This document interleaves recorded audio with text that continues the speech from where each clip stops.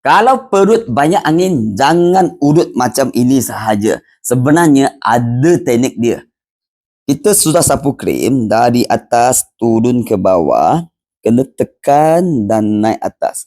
Tekan, turun dan tekan naik atas. Lepas tu, gunakan ibu jari dari atas turun ke bawah. Dari atas turun ke bawah.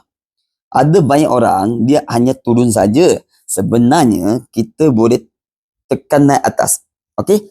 Kita punya tangan terbalik, gunakan jari ni, tekan dan naik atas. Yang paling penting you kena jumpa sini urat, dia ada urat ketak, ketak, ketak.